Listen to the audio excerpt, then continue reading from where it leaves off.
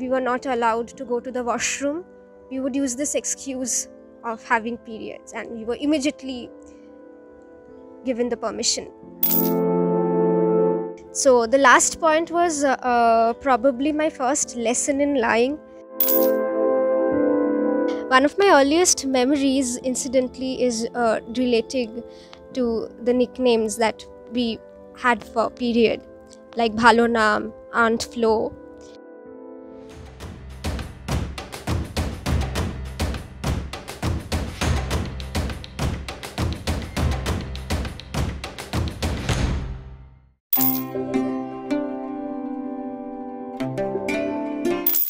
Period, the taboo word, which should never be spoken aloud. You can whisper it, mime it, nickname it, but God forbid you call it by its bhalo naam. One of my earliest memories, incidentally, is relating to the nicknames that we had for period, like Bhalo Naam, Aunt Flo. So when I had started mensing, my mother had a long list of do's and don'ts for me, like to maintain a physical distance from dad here on, to never eat pickles when I'm mensing, or to wear white clothes, to not touch anything holy, because when women menstruate, they are unholy.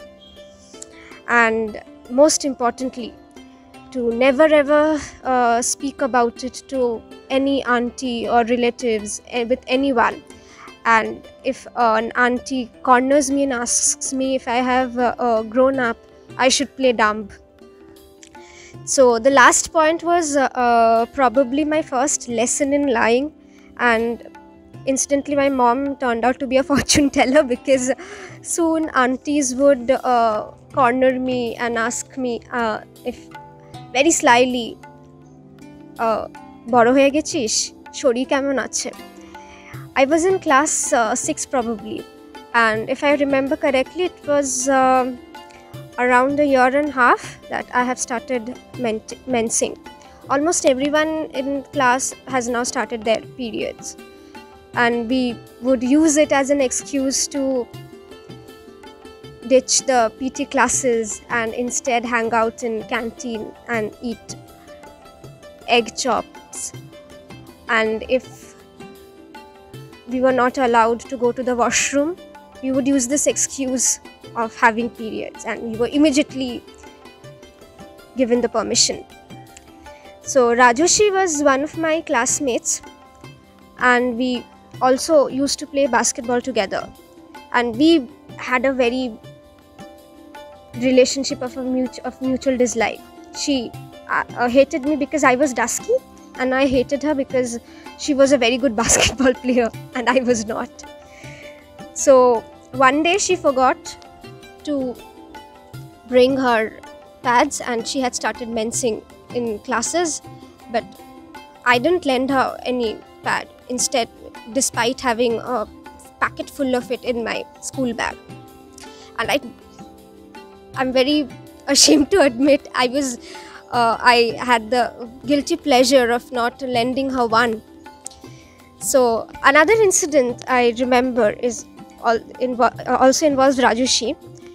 So one day in one of our basketball sessions, and it was a 4 o'clock afternoon, I was panting to finish my warm-ups, and she just sprinted off the court like she usually does. Through my sweat clogged vision, I could spot that she had stained shorts, and I immediately thought of conveying this bit of gossip to my mom. So with the excuse of drinking water, I went to her and I told her that Rajushi dag lege geche. But I was a little late in conveying this very important gossip. By this time, all the aunties have noticed her stained shorts, and they have all gathered around, and everybody was whispering amongst themselves. In the midst of all this whispering, there were few women were speaking aloud and said they were lamenting how itukuni bachchar. Rajashi's mom was almost on the verge of crying. Then started the rebukes why she had not stock pads with Rajushi. To my surprise, Auntie broke down and said this was her first time. I was about to tell her off that no, this is not the truth. Everybody in school knows that Rajushi has already started her periods. But my mom caught my eye, and like all mother daughters have their silent conversations with their eyes, she conveyed to me to shut up, to not speak a word. And this is how I was inducted into the world of flying.